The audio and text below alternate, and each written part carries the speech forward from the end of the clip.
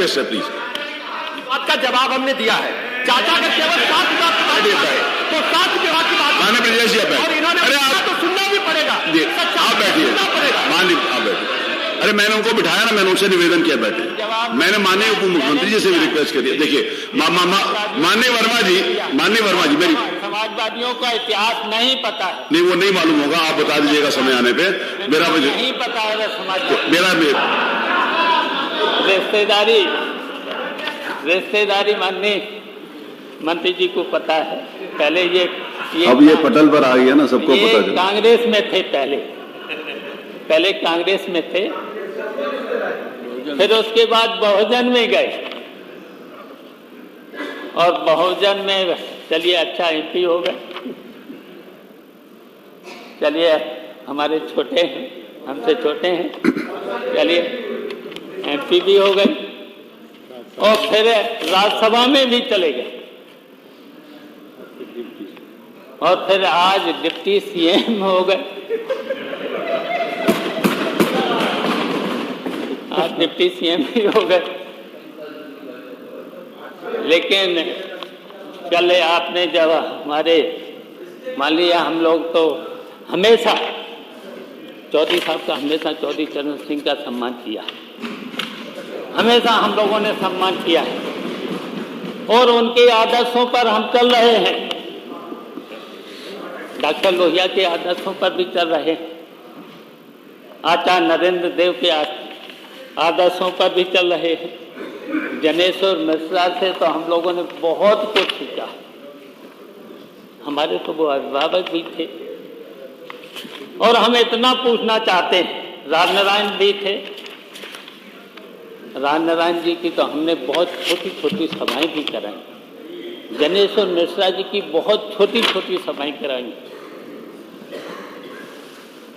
हमने तो माननीय अटल जी बिहारी वाजपेयी जी की सभाओं में जा करके समाजवादी होते हुए भी उनका भाषण सुनने जाते थे।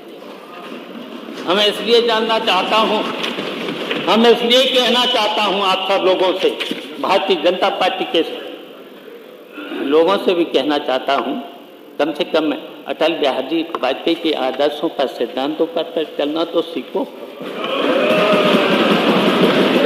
दीनदयाल उपाध्याय के आदर्शों पर चलना सीखो, उनके आदर्शों पर तो चलो। कभी आदर्श, उन्होंने कभी सिद्धांतों से समझौता नहीं किया, नहीं किया है।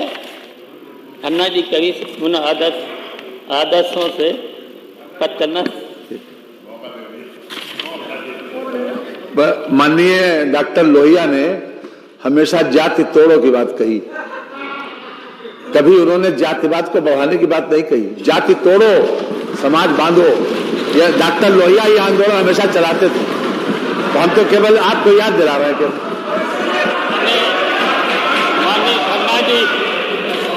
माननीय खन्ना जी, लोहिया जी का ये भी नारा था, लोहिया जी टिकरी जात के नहीं थे, वैश्य समाज के थे, अग्रवाल समाज के थे, समाजवादी थे और उन्होंने कहा था पिछड़े पावे 100 में 60। तो ये लड़ाई हम लोग पूरे समाजवादी पार्टी के लोग लड़ेंगे।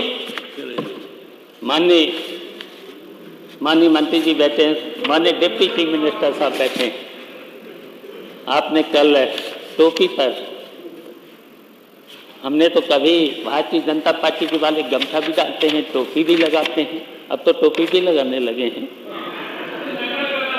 आप आज हमें कुछ तिलक भी आप लगा के आए, हमने तो कभी कमेंट किया नहीं है। आपको जानना चाहिए ये टोपी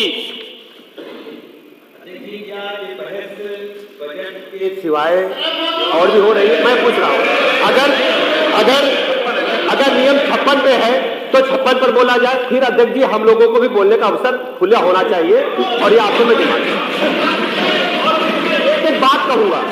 एक एक बात कहूंगा, उसमें इनको सुनना पड़ेगा, बैठना पड़ेगा, कल की तरह भागना नहीं चाहिए।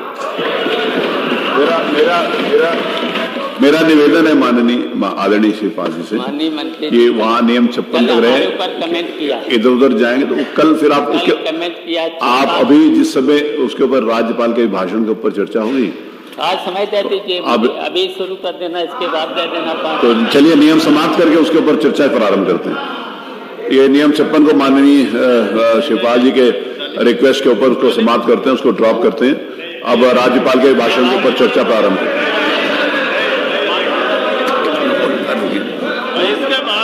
ना उसमें अरे देखिए मेरी बात सुनिए ना, देखिए श्री आदरणीय श्री शिवपाल जी की बात, बहुत वरिष्ठ सदस्य हैं। अरे आप सब लोग जवाब देंगे क्या उनका? अबे जी बैठिए ना, क्या बात करते हो? अरे आप रुकिए, आपका जब नंबर आएगा तब बोलेगा। अगर माननीय शिवपाल जी का ये इच्छा है कि राज्यपाल के भाषण के ऊपर चर्चा हो तो मैं उसके लिए तैयार हूं। इसके बाद अच्छा, फिर अभी उसके ऊपर से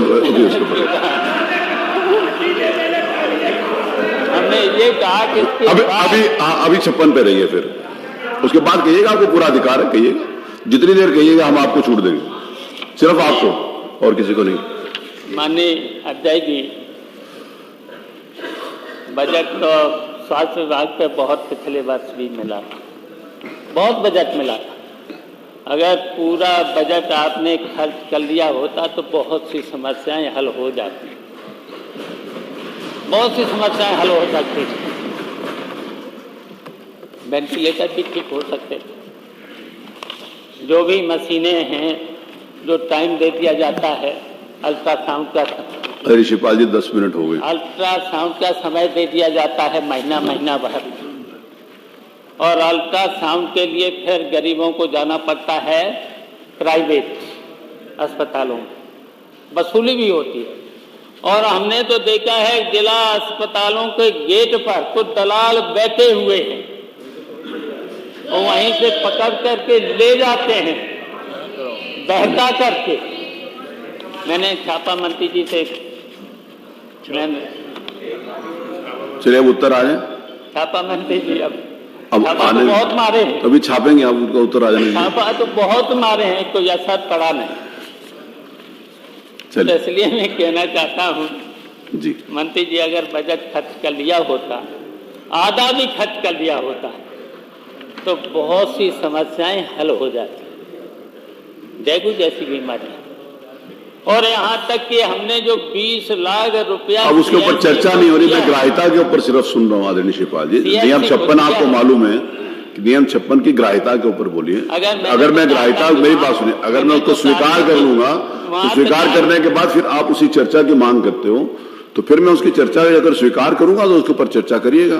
अभी ग्राह्यता के ऊपर बोलिए ताकि ग्राह्यता के ऊपर चर्चा करा दीजिएगा। मैं चाहता हूँ चर्चा की घोषणा कर दीजिएगा। चलिए आप लिख के दीजिएगा तो देखेंगे। अब माननीय मंत्री जी जवाब। चर्चा की घोषणा नहीं होती, आप नियम 49 में मांगोगे तो फिर मैं निर्णय करूंगा कि उसके लिए समय निर्धारित करूंगा। आवश्यक होगा आप उसको लिख के, आपको अधिकार है लिख के देने का। आपको नियम 49 में आपको चर्चा के मांग करने का अधिकार है। आप लिख के दो, उसके ऊपर मैं विचार करूंगा। अभी उत्तर आ जाने दीजिए। कम से कम आप लिख के तो दो। 2 घंटे 3 घंटे। अरे ये तो आपको मालूम है प्रक्रिया क्या है उसकी, आपको तो पता है। ये सब लोग कहते हैं कि नियमावली अगर किसी को पता है तो शिवपाल यादव जी को पता है, तो आप उसको दीजिएगा मुझे। आपसे सीखने के लिए। अरे मैं क्या सिखाऊंगा आपको, स्वयं आप वरिष्ठ सदस्य, मैं खुद आपसे सीखता हूँ। आपका एक आदर है, सम्मान है। ये पूरा जो हमने चर्चा अवश्य करा दें इस पर। चलिए उसके बाद लिख के दीजिएगा तो फिर बात करेंगे। कैसा भारत चाहिए, समाजवादी अखिलेश के संग समाज के पथ पर आइए।